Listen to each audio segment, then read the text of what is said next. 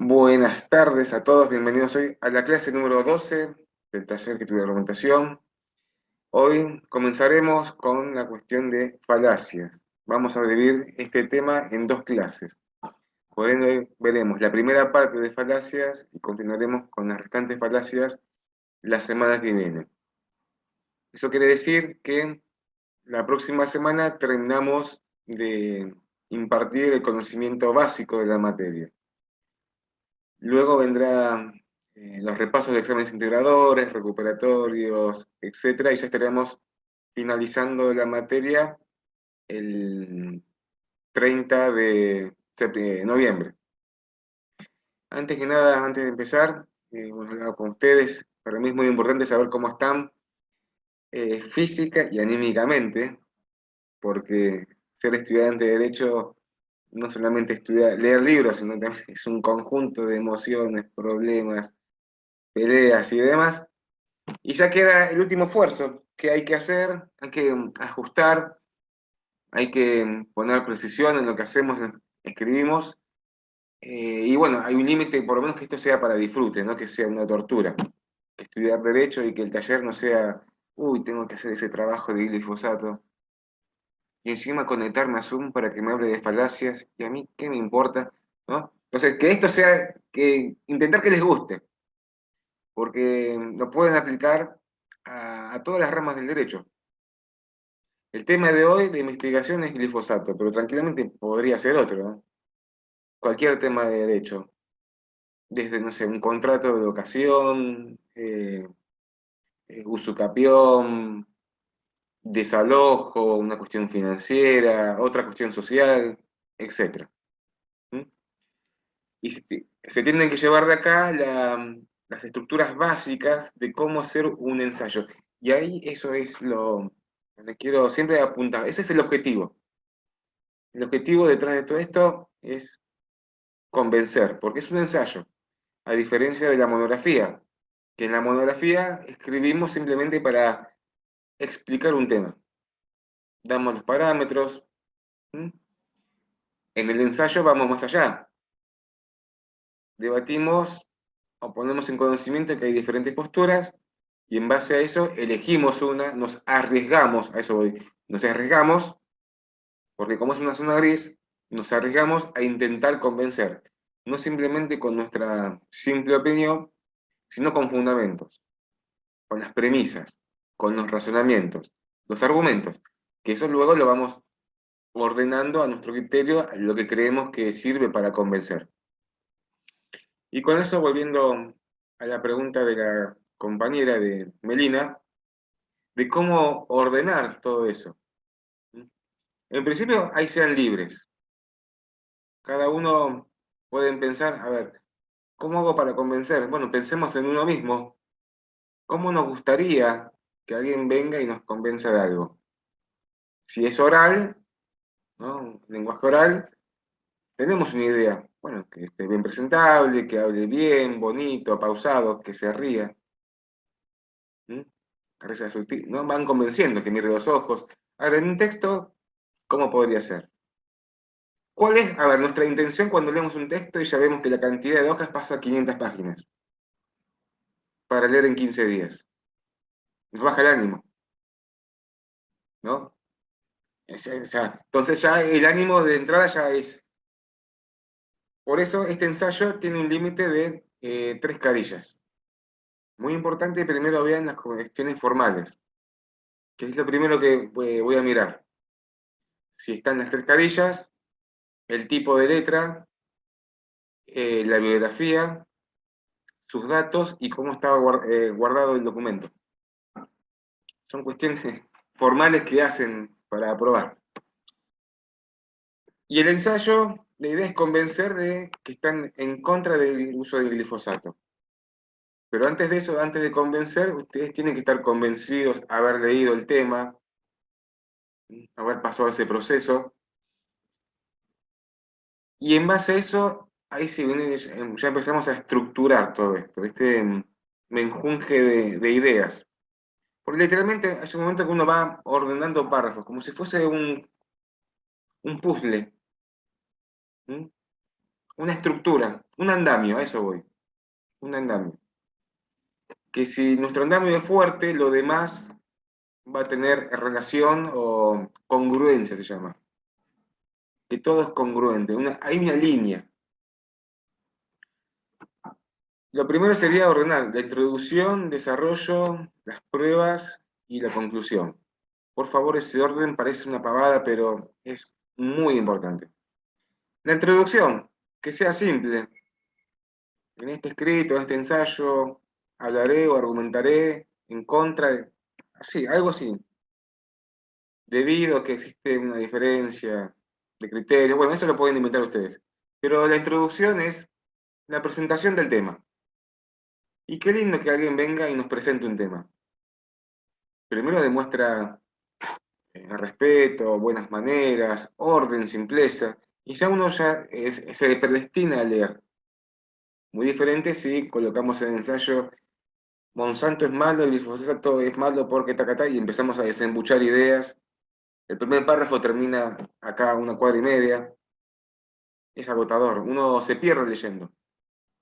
Entonces tenemos que eh, ordenar nuestros sentimientos, porque uno está convencido que esto es malo, que hace mal, y ahora cómo lo llevamos para que el otro nos entienda, porque uno puede entenderse, eso está bien, pero imaginemos que tenemos que entrar al pensamiento de otra persona, que tal vez está cansada, que tal vez tiene un bebé, que llora, que no sé qué, que los casos, que mensaje de texto de problemas de violencia familiar, entonces sería...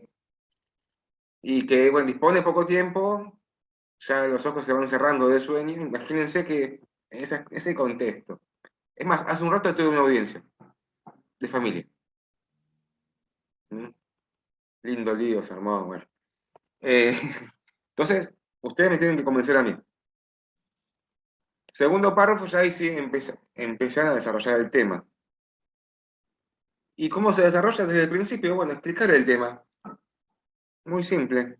¿Qué es? ¿Cómo se aplica?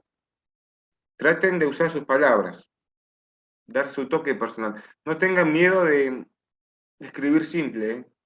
Y directo. No dar vueltas con la idea que quieren transmitir.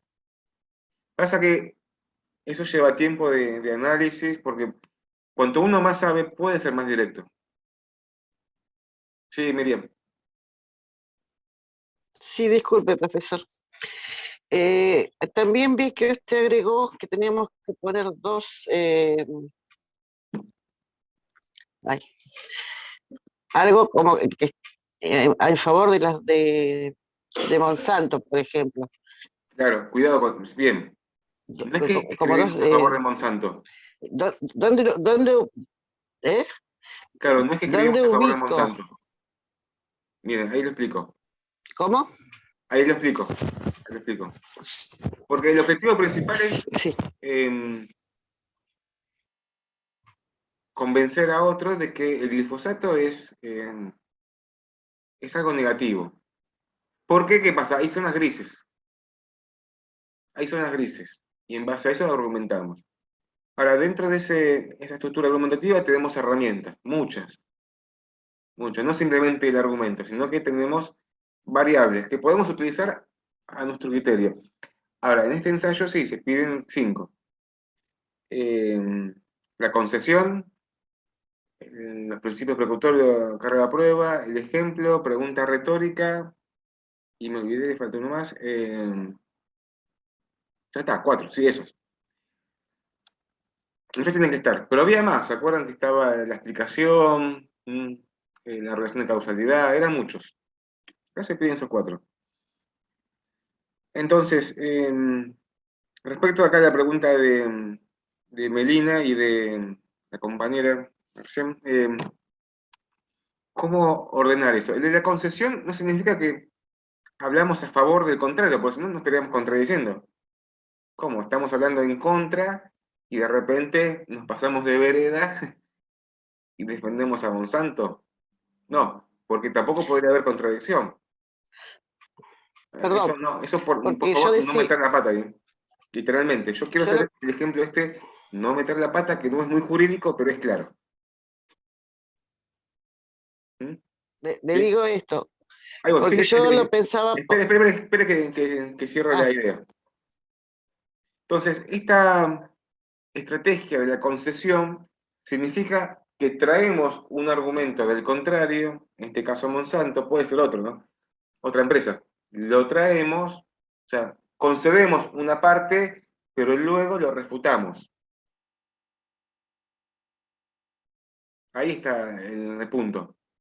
Lo traemos hacia nosotros y luego lo refutamos. Y hay argumentos, por ejemplo, bueno, cuando Monsanto explica que la degradación del herbicida es rápida y que por eso no contamina.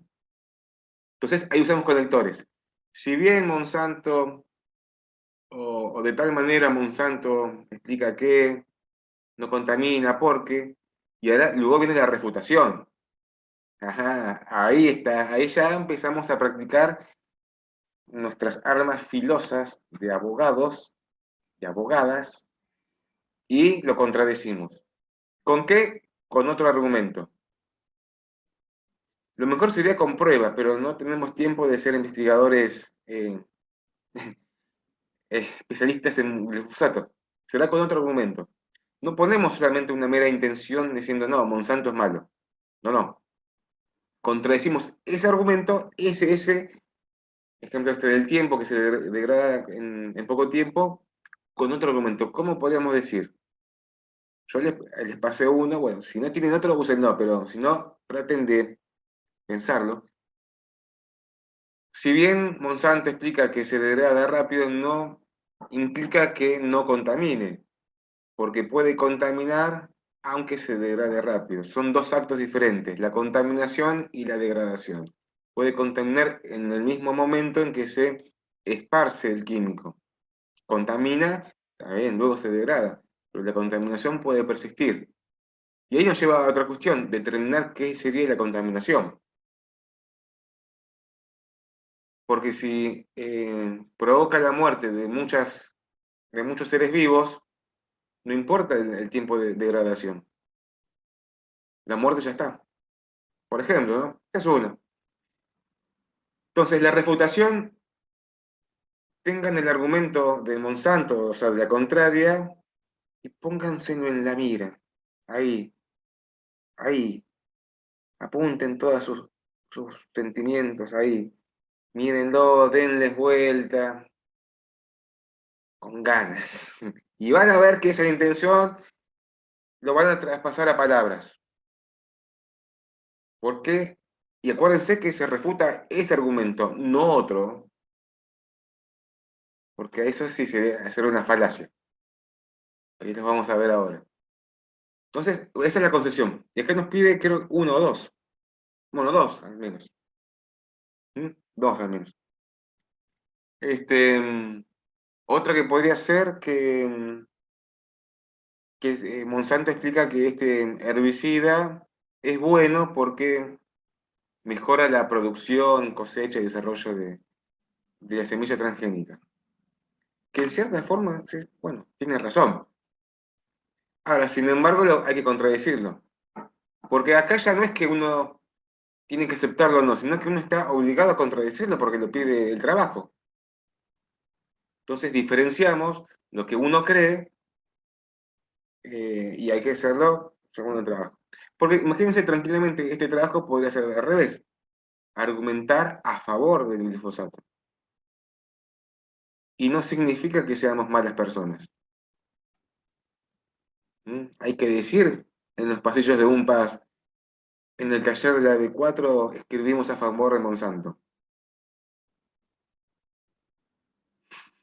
Hay que bancársela, ¿no? ¿Y cómo lo explicamos a una ONG ambiental? ¿No? Nos van a acusar pero de... ellos tienen sus abogados, ellos Por hacen la eso, defensa.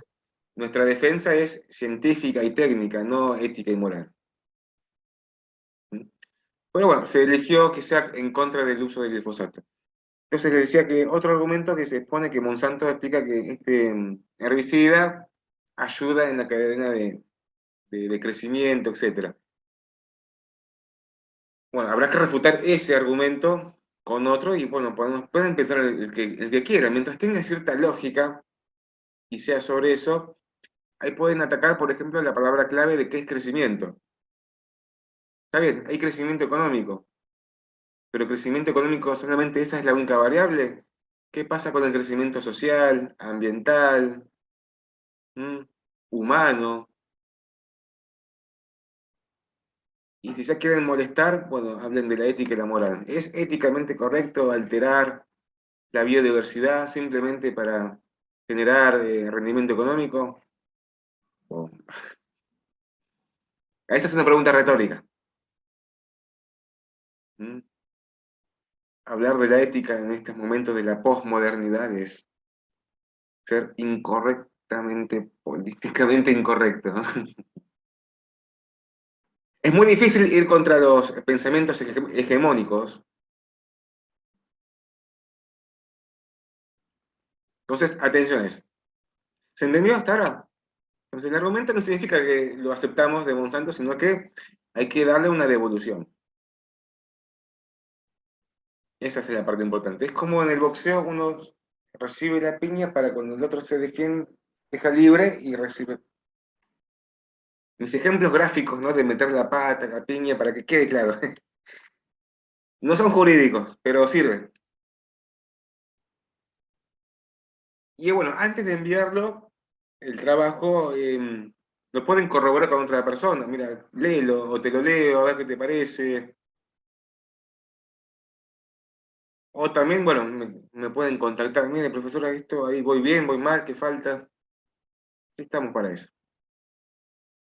Mi idea es que se lleven de esta materia estas herramientas, que yo las aplico en mi vida profesional. Siempre ir a la precisión, al conocimiento, al orden, a la congruencia. Y les va a pasar, cuando lean sentencias, ya sé que leen sentencias, pero todo el tiempo van a encontrar más cosas y van a ver cómo todo esto que hablamos está ahí. ¿Mm? Bueno, ahí otra consulta. Ah, sí, Melina preguntó, ¿cómo poner eso? Claro, buena pregunta, porque no hay un manual que te determine exactamente el orden. Eso ya queda a criterio de cada uno. Yo daría como referencia el sentido común. Lo primero es la explicación del tema, los hechos, qué habrá pasado en algún caso,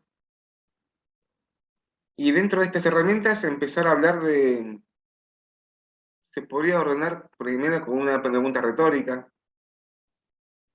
estas preguntas que no tienen respuestas, sino simplemente orientan. Por ejemplo, usan pregunta retórica, y dicen, ¿realmente Monsanto contamina? Por ejemplo, ¿no? Y ahí pueden conectarlo con la concesión. Si bien Monsanto explica, esto se refuta o se contradice o es un error, yo miro también los conectores, porque eso me lleva a lo que viene después. Y ahí pueden dar, bueno, los ejemplos sí están, eh, puede ir después de eso, y si quieren, para cerrar la cuestión argumentativa, hablar al final del principio precautorio y la inversión de carga de prueba. Claro, yo pensaba hacer eso, Bien, porque no se me ocurría de manera cómo conectarlo. O sea, había terminado mi argumento con la pregunta retórica y dije, bueno, les puedo agregar después de eso las explicaciones. claro, la pregunta retórica ordena lo que viene después. ¿Mm? Igualmente, yo no voy a ir tan fino a la corrección, porque detrás de todo esto simplemente es convencer a alguien. ¿Mm? Si la introducción está bien, lo que viene después, los argumentos, ¿no? Dan las razones probatorias, a eso voy. De por qué. El orden, bueno, ayuda, pero si el contenido, porque acá lo que importa también es el contenido. eh, Esas premisas, esas verdades que ayudan a que uno construya una posición para llegar al convencimiento. ¿Mm? Uno lo va razonando. Entonces, yo creo que iría por ahí. ¿Cómo construir un razonamiento en otra persona? Los por qué, por qué, por qué, por qué, por qué, por qué, por qué. Lleva práctica, no se preocupen, no sale la primera vez, no pasa nada. Con el tiempo lo van a ir afilando, mejorando, puliendo. ¿Mm? Igualmente son preguntas ya que uno ya tiene un manejo del tema. Ya hablar del orden es los últimos retoques a la obra maestra, las últimas pinceladas antes de entregarlo en el campus. ¿Entienden? Así que vienen bien. Si las preguntas son así, vienen bien. Bueno, acá Iván preguntó, sí, el orden eso a su criterio. A su criterio. ¿Quién más pregunta? Ah, los ejemplos, sí, los ejemplos están en el mismo material. O en los fallos. Y acuérdense que la bibliografía aparte. Bueno, ahora sí, hay otra consulta, ¿no? No quieren saber más nada de esto, ¿no? El glifosato.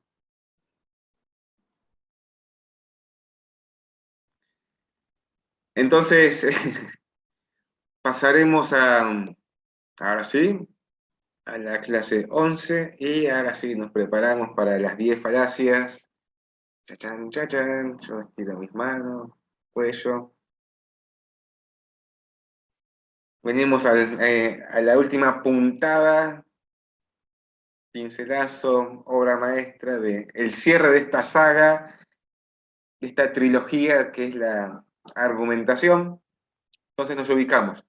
La segunda parte de argumentación vimos la introducción de lo que es argumentación, estrategias, el texto de Nino, drogas, el fallo, sobre aborto, no aborto, el video.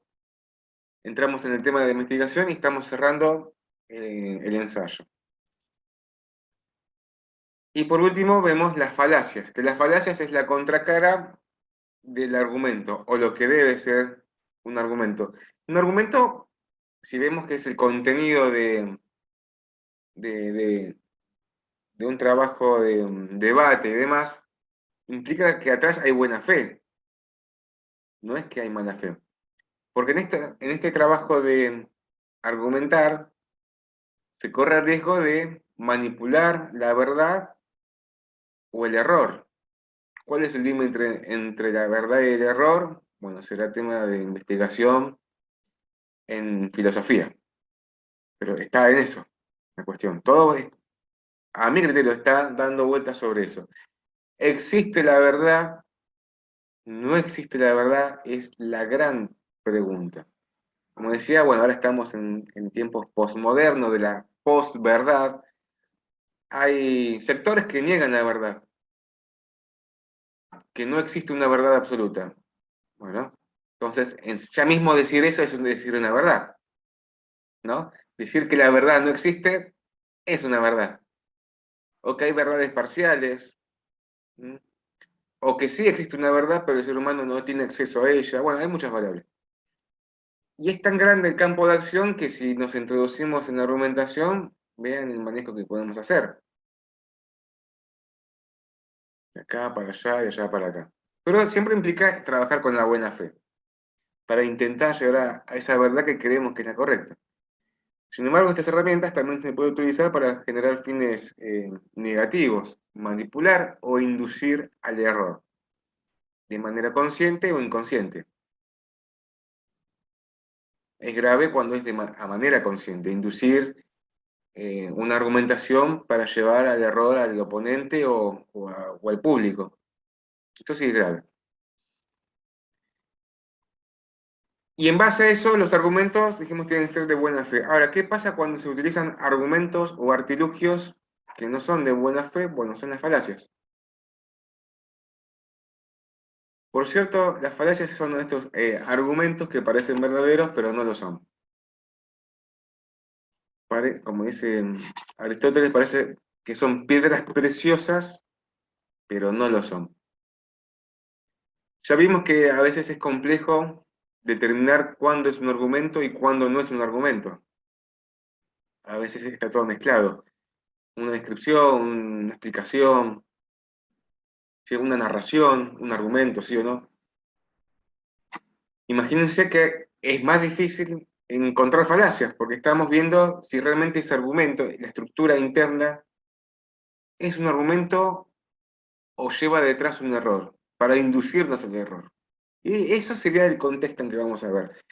Son trampas, mentiritas, que a veces es difícil encontrarlas porque se mezclan. Hay argumentos válidos, los inválidos, etc. Y ahí viene nuestra eh, experiencia y estudio para encontrarlos, ¿sí? Separarlos, encontrarlos y luego refutarlos. Porque también tenemos que refutar argumentos y también si encontramos alguna falacia, tenemos otro elemento para que hacen a nuestra defensa. Lindo lío, ¿no? Lindo lío todo esto. Existen numerosas falacias, los libros lo ordenan a su criterio, sin embargo acá en el campus las podemos dividir en 10 falacias. Hoy vemos las primeras 5 y la semana que viene las otras 5. Si quieren pueden hacer cuadros sinópticos, si tienen tiempo y ganas, que ayuda mucho al entendimiento. Las que vamos a ver hoy, por un segundo, son regla de la libertad, regla de carga de la prueba, regla del punto de vista, regla de la relevancia y regla de la premisa implícita.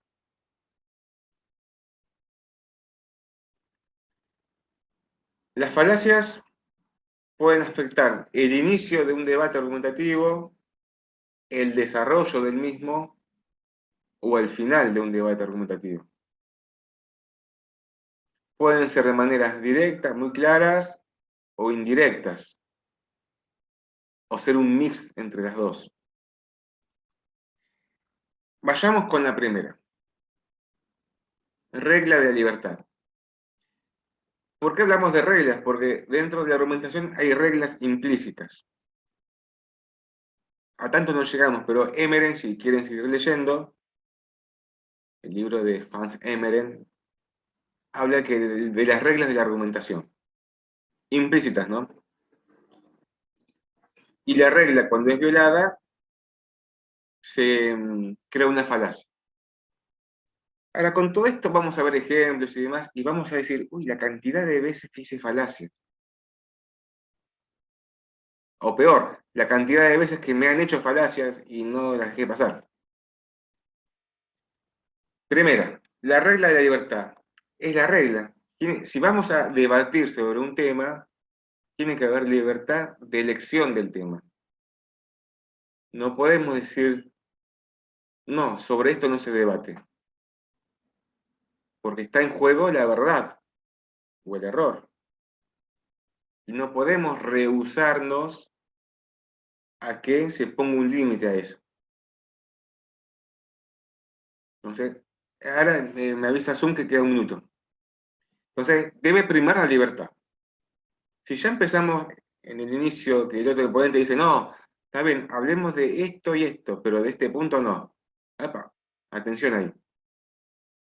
Puede haber una falacia en el último punto, porque debe primar la libertad. También implicaría que esa persona no tendría argumentos para debatir, es decir, tiene miedo de perder. Y como nadie quiere verse humillado frente a otro, va a intentar esquivar el tema o poner trabas. En este caso, de la falacia. Entonces, ya José se corta Zoom. En esta violación de regla de libertad se limita, la falacia se limita al punto de vista, o sea, el inicio.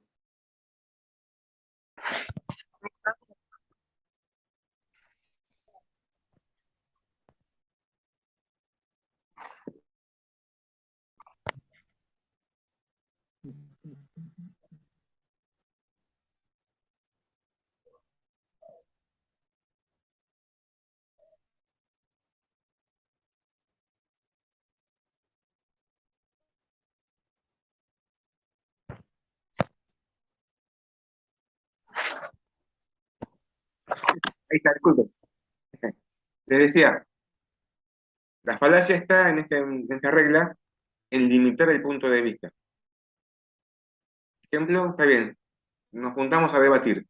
Debatamos el punto uno y 2, pero el 3 no. ¿Por qué no? Porque de eso no se habla. No, bueno, es una falacia. No hay límites. Cuando ambas partes se predisponen a este encuentro, tienen que ceder y hay que debatir. Hay que ponerlo en discusión, en reflexión. Segunda falacia, se restringe la libertad cuando se introduce la presión. Y acá hay dos opciones. La falacia del garrote y la falacia de la misericordia. Ya acá es de manera sutil en la última misericordia. En la primera no. Imagínense la falacia del garrote, ¿no? Se llama argumentum ad baculum, diciendo, está bien, vamos a hablar de este tema, pero si hablamos, vas a recibir una sanción física, económica, psíquica o lo que sea. ¿Me entienden? Piensen en un garrote, listo, hablemos de eso, pero yo te voy a pegar. Una cuestión así, figurada, no real.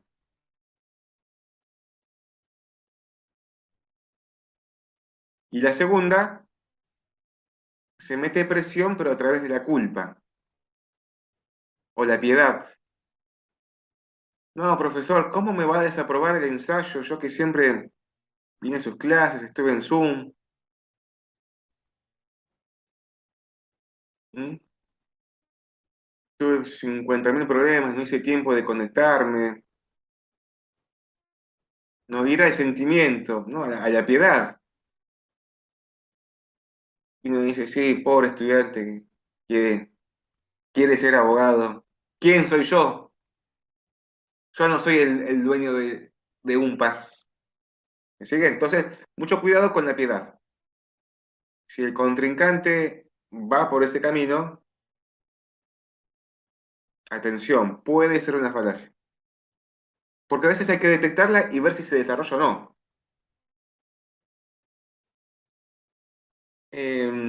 Tercera falacia dentro de este grupo tenemos argumentum ad hominem. Acuérdense que esta también es muy utilizada y se ve mucho en redes sociales cuando el ataque ya directamente es a la persona. Está bien, vamos a debatir sobre tal punto y en la respuesta el otro, en vez de rebatirlo con argumentos, ¿qué hace? Insulta, menosprecia, hace ironías, chistes, lo ridiculiza. Un ataque directo. O sea, puede ser directo a la persona, ridiculizarlo, menospreciarlo.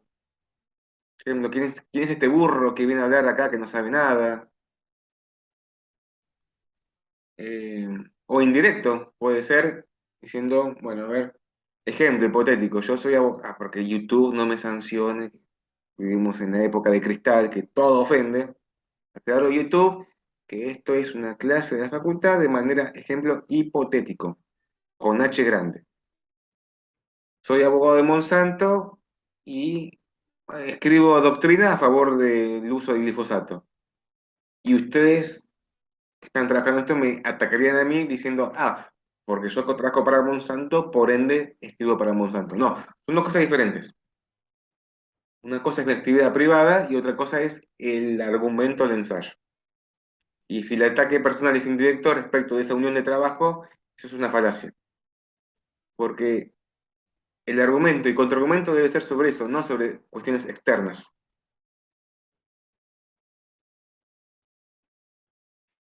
Sí, y así hay muchos. A ver, ¿quieren pensar en alguno? Hay muchos delicados. Por ejemplo, ¿no? A ver, pensemos, este, ¿tienen alguno para pensar? Yo tengo algunos, pero quiero ver si... Ejemplo,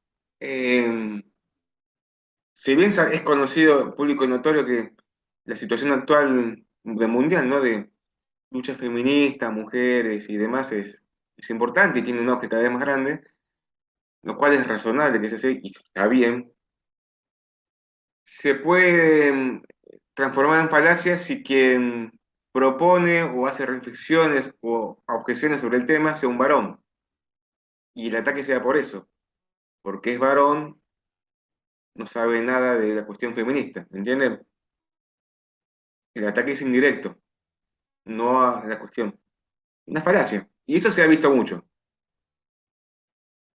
mucho se ve. Y la otra, para cerrar, es con la conocida como tú también, que demuestran la contradicción entre lo que uno hace en la vida privada y lo que quiere proponer. Por ejemplo, no estamos argumentando en contra del uso del glifosato, pero en nuestra vida privada es trabajar con estas empresas. Tenemos un campo, producimos y necesitamos para vivir. Entonces, el ataque, en vez de ir al argumento, iría a la persona en nuestra vida privada. Y eso está mal. Es una falacia. Podría ser una cuestión ética, eso es otra cosa, pero acá el campo de argumentación se limita a eso, ¿no? Hay que depurar cuestiones externas, porque si no esto es interminable. ¿Mm? Lo van entendiendo, ¿no? Vieron que son muy difíciles de detectar. Hay que estar ahí. Perdón, profesor. Sí, Esto sería un haz lo que yo digo, no lo que yo hago, una cosa así. algo así, sí, literalmente así. Pero sin embargo, uno en su vida privada puede hacer lo que uno quiera, ¿no? Y en su argumento, porque la idea es ir al argumento. Si no, las variables serían infinitas. Serían infinitas. Bueno, esta fue la regla de libertad. Ahora, segunda regla de carga de la prueba. La regla de carga de la prueba. En esta regla, lo que implica es que cuando argumentamos, estamos obligados a tener un fundamento, porque si no podemos inventar cualquier cosa, o sea, manipular. Entonces, esa es la obligación de la carga de la prueba, que es lo usual en el derecho. Quien alega debe probar. Salvo esta excepción en derecho ambiental de la inversión a carga de la prueba, que por una cuestión de justicia social, economía y demás, quien está en una dificultad económica de probar y que eso no sea un impedimento para hacer justicia, esa carga se delega en quien tiene más medios económicos. Entonces, si nos adentramos en algún momento a un debate escritural, sepan que tenemos que probar todo. Tenemos que tener un respaldo de cada letra, de cada palabra que decimos. O por lo menos intentar tener una solidez probatoria. Se viola cuando se intenta evitar probar o evadir esa obligación de defender, diciendo, bueno, yo pienso así, yo pienso al revés, pero primero empieza vos. No, no, vos también tenés que, que probar. ¿Sí? Cada uno tiene que probar su postura, no intercalar.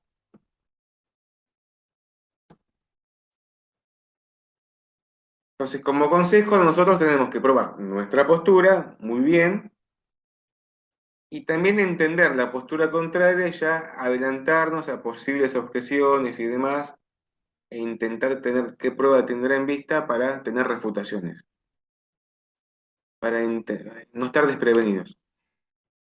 ¿Es hacer futurología? Sí, a veces sí, pero si tenemos elementos, podemos prevenir escenarios. La otra falacia es la inversión de la carga de prueba, ¿no? Como dijimos recién, cada uno está obligado a aprobar. Pero si este está con poca prueba y se ve que está acorralado, no puede delegar que primero pruebe el otro a costa del otro, ¿no? Cada uno está obligado a aprobar. O sea, quien hace una falacia demuestra un punto muy débil, muy, muy débil, donde uno puede entrar y escarbar, ¿sí? Porque tiene la oportunidad de probarlo con un argumento sólido y no lo hace. Utiliza otro camino, porque en esta cuestión del orgullo, de no perder y demás, o verse humillado, buscar otro camino. Un manotazo. Entonces, sepan que quien hace una falacia, por más que lo diga con mucha seguridad y demás, ¿no? No, sepan que ustedes, cuando esperen su turno de contestación, pueden entrar por ahí. Otra falacia dentro de esta regla es eh, cómo ordenar el inicio de los puntos de vista. ¿Quién empieza primero? ¿Quién empieza segundo? Y demás. Acá es importante, si uno está en un debate, elegir sobre qué se va a debatir. Porque dentro de un tema controvertido puede haber subtemas controvertidos. Ejemplo, acá en contra del uso del glifosato, podemos seguir discutiendo más temas. ¿Qué es la contaminación? Eh, ¿Realmente es un herbicida? Lo ponemos en duda. El tema se puede ir ampliando. ¿Realmente sucedió eso en tal lugar? O sea, imagínense, las variables son muchas. Entonces tenemos que elegir qué tema debatir. Y en base a eso, elegir también el orden del defensa de punto de vista. Por lo general, se empieza por el más fácil. Por lo general. ¿Mm? Se habla de del principio de imparcialidad. Y última falacia dentro de este grupo es cuando se evade la carga de la prueba. Esta es simpática. Y acá vienen los artilugios, las trampitas. Alguien presenta un tema de tal manera que parece ser que no debe ser probado, haciéndolo pasar como que es una cuestión, miren, esto no, todo debe ser probado. O sea, se evade de manera elegante la carga de la prueba. Se usan conectores, es evidente que, es cierto que, ¿sí? No, todo debe ser probado. Porque se va armando una construcción de argumentos y uno orienta esa discusión, pero si no está aprobado exactamente, entonces atención a eso. Aunque su punto de vista tampoco es inmune a críticas. O sea, todo podemos debatir, ¿sí? Dentro de las buenas costumbres. ¿Se entiende hasta ahora? Más o menos ejemplos. Todo esto para depurar los argumentos y que no se controverta con trampas.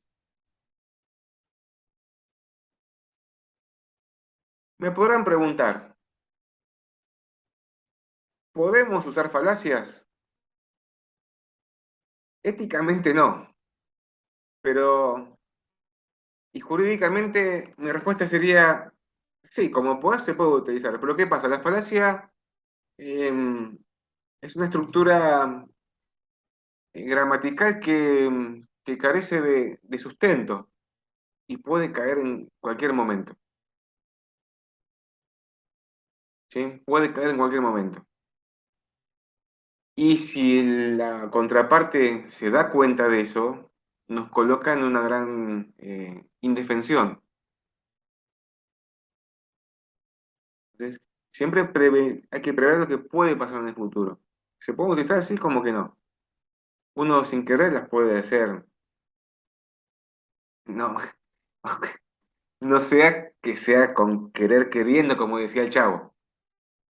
No, eso no. Sí, Miriam,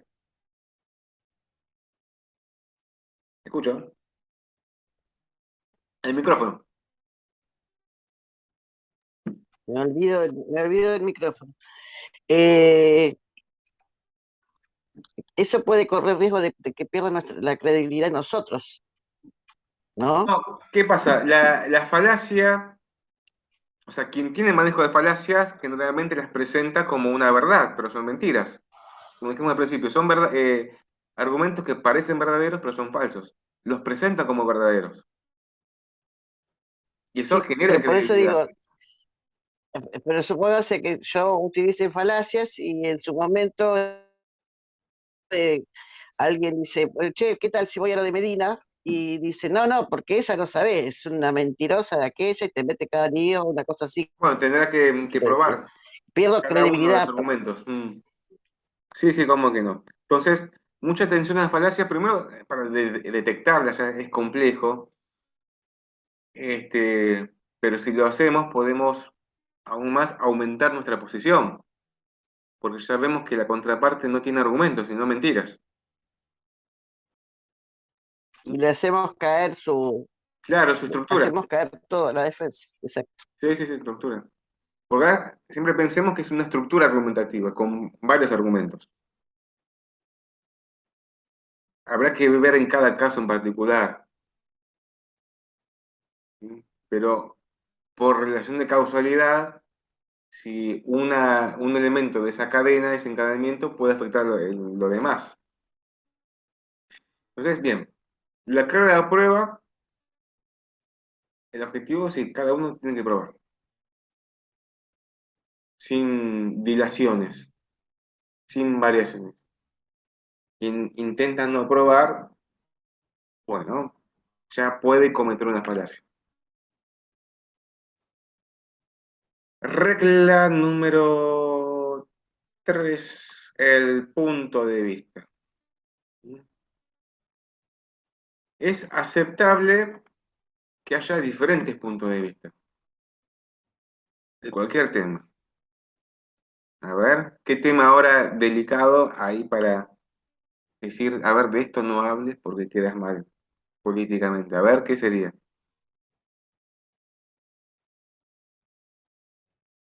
De actualidad, dice usted, Cualquiera, cualquier tema. por ejemplo, ahora acá se está hablando mucho sobre las elecciones que hubo en Brasil, por ejemplo. Ah, Es un- ese es un tema que están debatiendo, digamos, sí, bueno. los políticos, Entonces, en qué los afecta. el punto de vista en ese tema controvertido puede ser, hay que ver elegir qué tema de la elección, no elección, bueno, hay muchas variables. Entonces, esto nos lleva a esta regla del punto de vista. Se debe determinar exactamente con precisión de qué vamos a debatir. O sea, hay un acuerdo sobre un desacuerdo. Ambas partes están de acuerdo que encontramos uno de los tantos puntos para intentar llegar a una solución, a una verdad. Y qué difícil que es eso. Porque sacándonos del ámbito judicial, que es donde sí realmente hay un juez, un tercero y dos partes, es muy difícil, por ejemplo, proponer una fecha, no sé, semana que viene, miércoles 2 de la tarde, vamos a debatir, no sé, si el docente de la B4 que viene de La Plata es buen docente capacitado o no para el taller.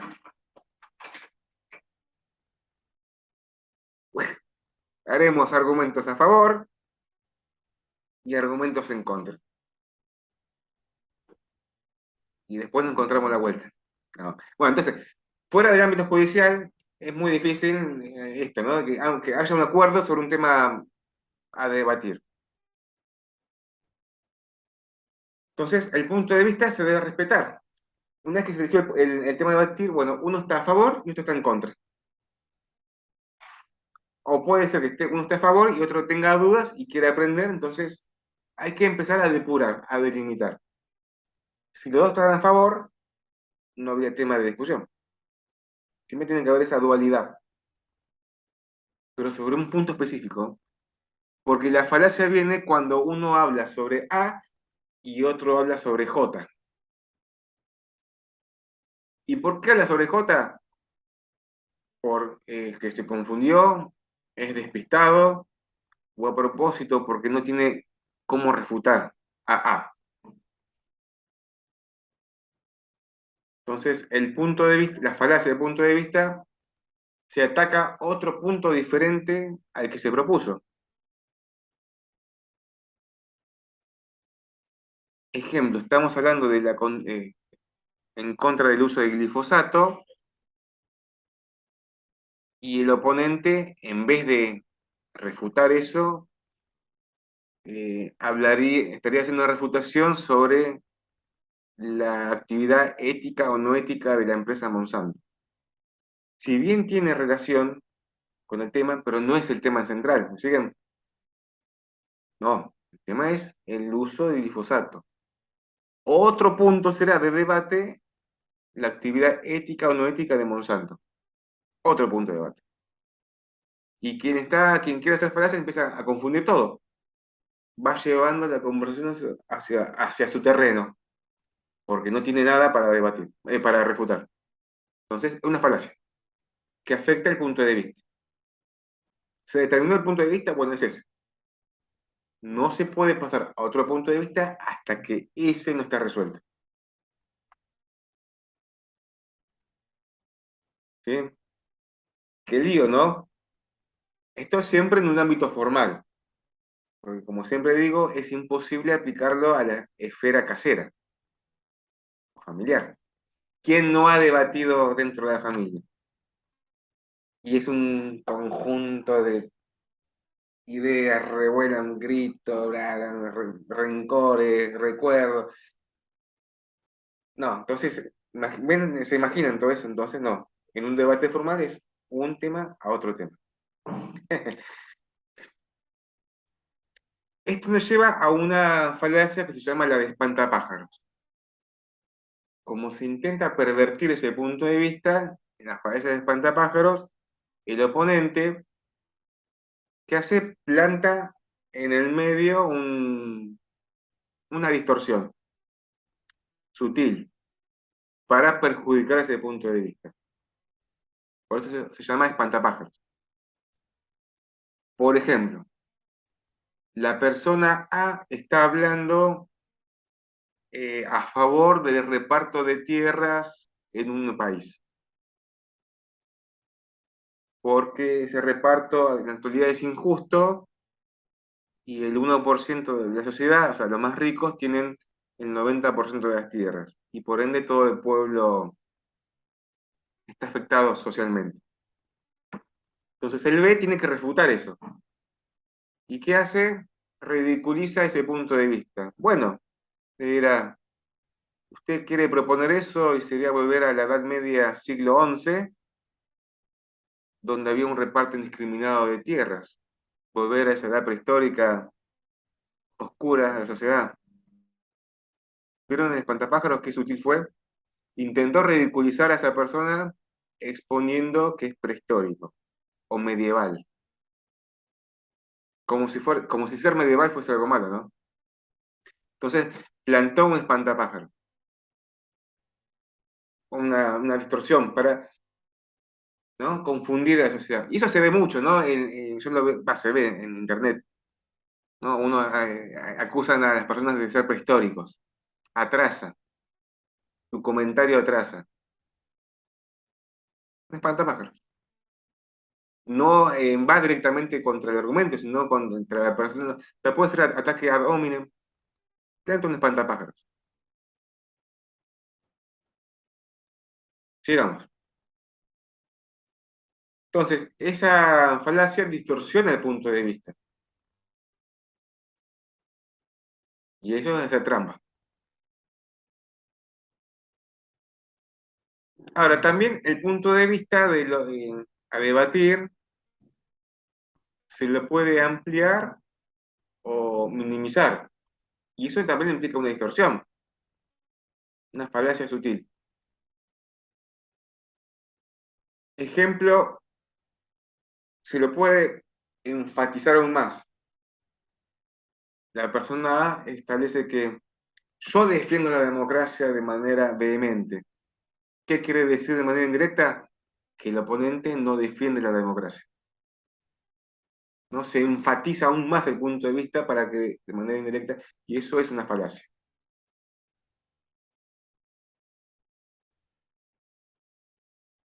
La otra es cuando se hace una conexión de la persona con su grupo social y se afecta el punto de vista. Por ejemplo, establecer que es, a ver, yo estoy defendiendo Monsanto, por ende trabajo en Monsanto y me hacen pasar como una persona de negocios, que simplemente estoy pensando en un lucro, ¿no? Se va distorsionando el punto de vista.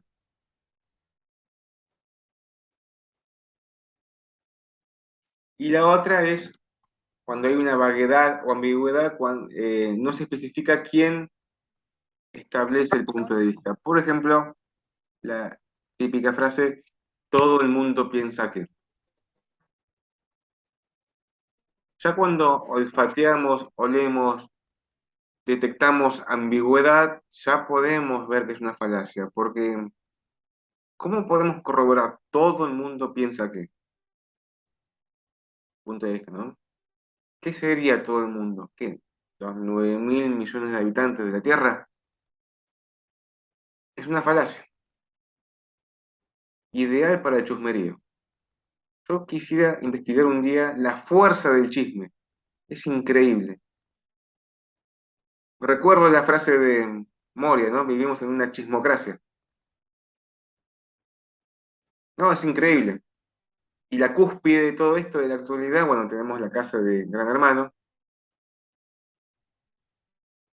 La cúspide es la gloria de los rumores, ¿no? Meternos en la vida ajena, los líos ajenos. Causa también de problemas jurídicos, o sea, tampoco estemos tan alejados de los rumores y chusmerías, porque es causa de problemas entre personas. ¿Y a quién llaman? ¿O al psicólogo o al abogado? ¿Cuántos problemas se podrían solucionar más allá de la cuestión jurídica? Esto lleva a juicios contra demanda. Contra demanda.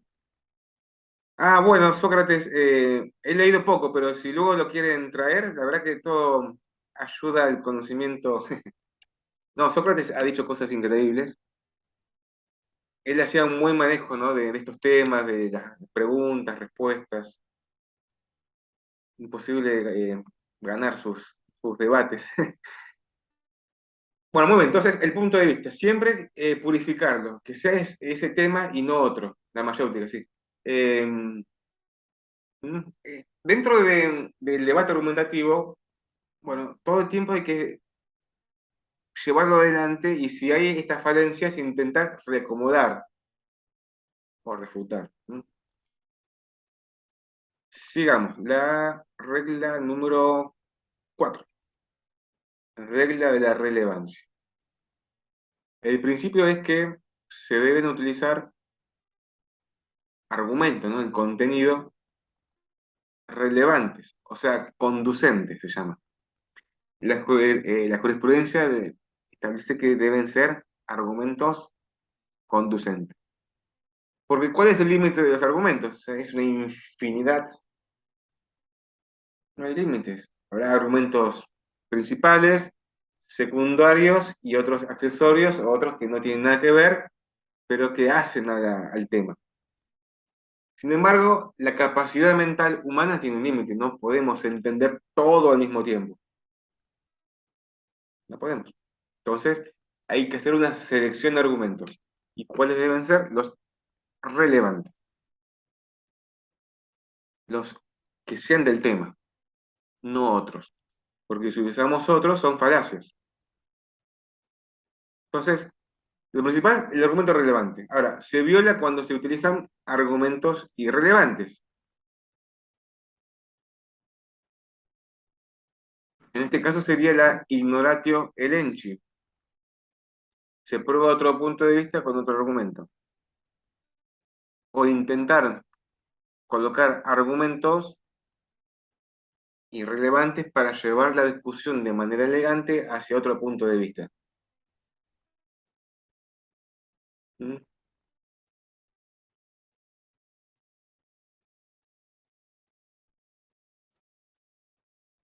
Siempre se deben utilizar argumentos. Puede pasar que el contrincante no use argumentos para fundamentar su idea. ¿Qué puede utilizar? Los sentimientos. Atención ahí. Alerta amarilla. Cuando empieza a hablar de sentimientos o las emociones y va en ese sentido, se puede transformar en una falacia. Porque el único medio que tenemos hasta ahora de manera civilizada es con argumentos. Entonces se propone otro medio que parece que es argumento,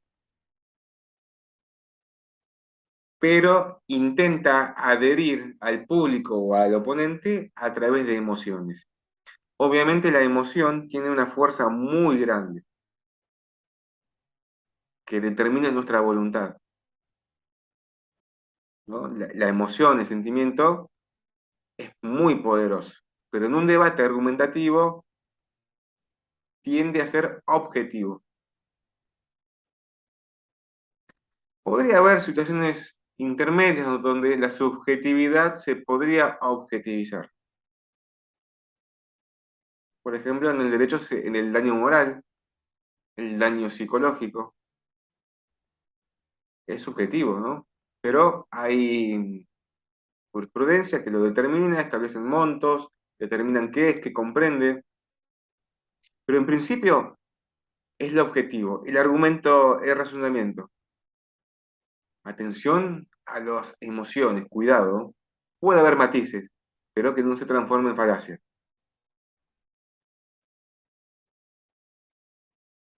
Y la última dentro de esta regla de relevancia es el falacia de abuso de autoridad, ¿no? Si dijimos que tienen que probar con argumentos, la falacia está en decir, no, yo no voy a probar nada o argumentar nada porque yo soy esta persona con 50 títulos, 15 idiomas y demás, por ende, yo soy, ¿m? Yo soy. El abuso de autoridad, yo soy.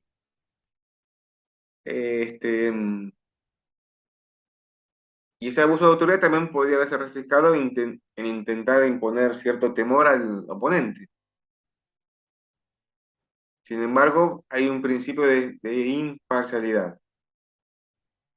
En derecho procesal se da un ejemplo que la ley es igualitaria para todos los abogados. No importa, era el ejemplo, ¿no? Un abogado recién recibido, con poquitos meses de profesión, interpone una demanda ante un banco internacional que tiene su cuerpo de abogados de hace 50 años. Para el juez, las dos demandas son importantes, no es que una es más y otra es menos. No habría abuso de autoridad. ¿Sí? ¿Ok? El abuso de autoridad, si lo detectamos, podría transformarse en una falacia. ¿Se entiende, no?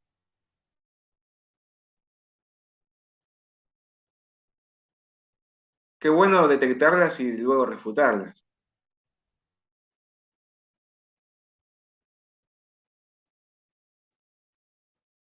Y la última tenemos la regla de la premisa implícita.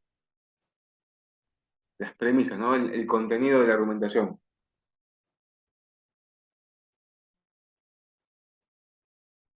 Estas verdades que unidas llevan a una conclusión.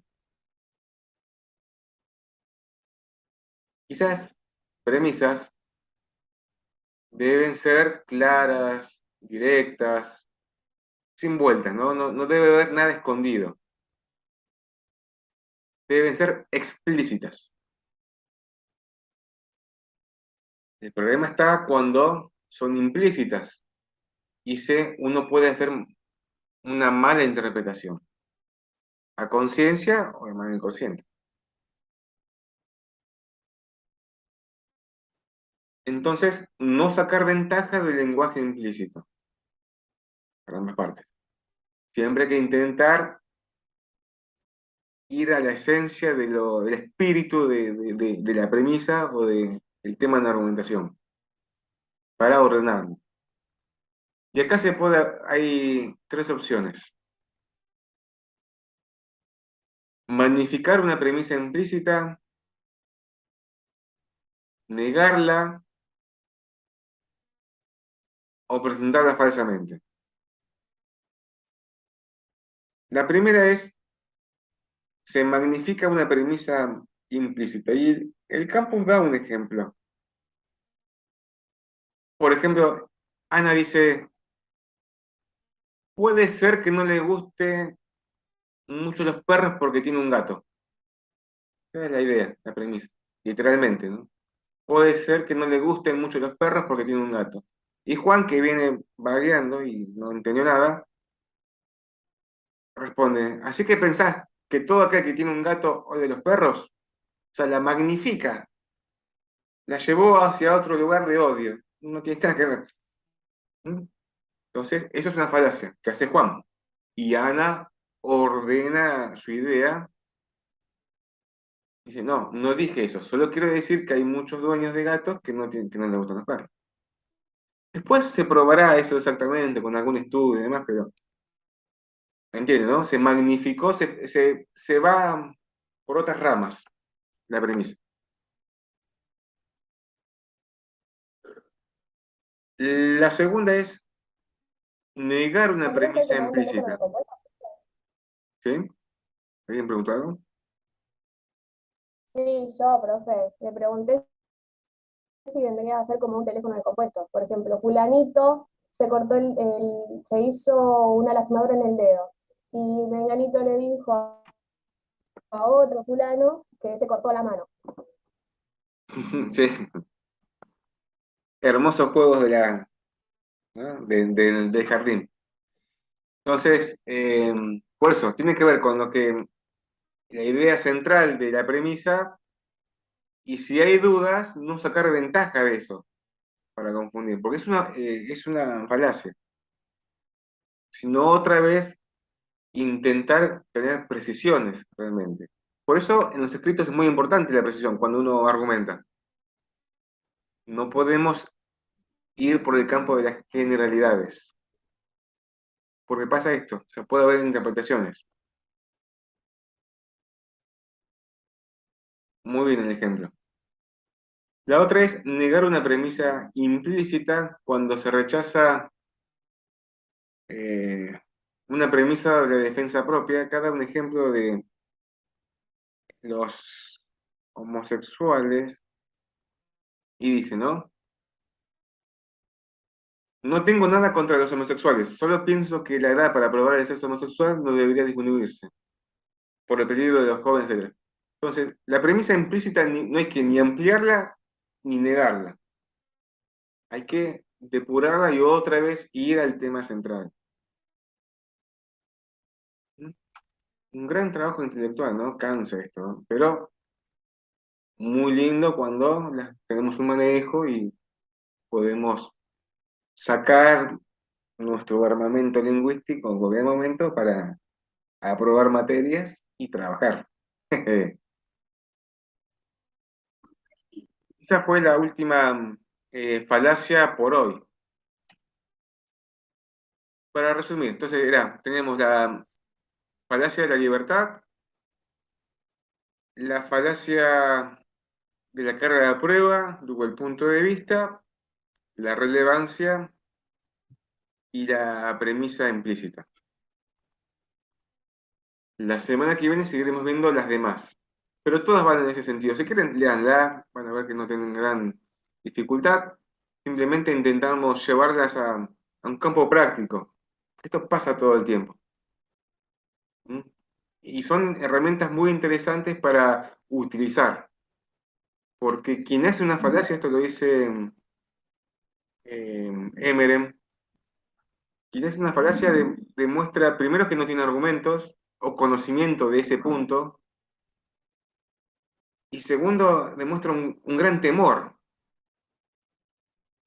Hay una inseguridad muy grande, y ahí nos da un campo de acción importante para atacarlo, en términos lingüísticos, no atacarlo para humillarlo. Bueno, imagino, están cansados. ¿Tienen otra materia ahora? ¿Mañana? Hoy, ¿Hoy? ¿Qué tienen más tarde?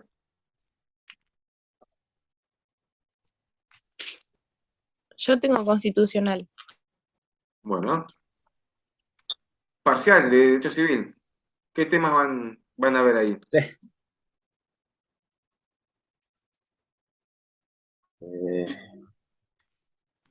Capacidad, Mm, las personas, los equilibrio, atributos, los Sí. atributos sí. personales. Bueno, muy bien. Todo este esfuerzo que ustedes hacen, después van a ver que tendrá sus frutos. ¿Sí? Acuérdense, es todos los días un poco, un poco, un poco. Un día se reciben. Es así, un día se reciben. A la corta, a la larga, esto es insistir, aprender, pelearse con el libro, con el PDF y seguir. Es así. Sí, Eh, es así. Vienen las alegrías. Qué lindo cuando tengan un debate, un recurso, una apelación, una contestación, y encuentren falacias, tacatán, tiquitín, uy, mira cómo te refuto, tú, con la palabra muy utilizada ahora, el tuki, y luego una conclusión. Impugnaciones también, etcétera. Bueno, muy bien. Entonces, nos veremos el mes que viene. Después les aviso si será virtual o presencial, con tiempo. Y nada, sigan con el trabajo. Cualquier duda me consultan, lo podemos ver, así para orientar. Y falacias, bueno, también, sí, hagan las Una, actividades. Sí. una consulta que me quedé pensando. Si yo necesito mandar para ver si está bien, ¿a dónde se lo mando? ¿Al campus o al correo? No, por correo. Por correo. Listo. Doy algunas orientaciones, no Gra- puedo corregir. ¿Sí? No, no, no, no, no, yo Así que me estaba nada, pensando, fal- digo, falta ¿a dónde lo mando? muy pocos días y después van a descansar. Es el último esfuerzo. Un poquito más. Ya estamos ahí. Así que bien por ustedes. Nos veremos la semana que viene, ¿sí? Como siempre digo, hemos terminado. Podemos ir en paz. Nos vemos. Profe, que tenga buenas tardes. Sí, hasta luego.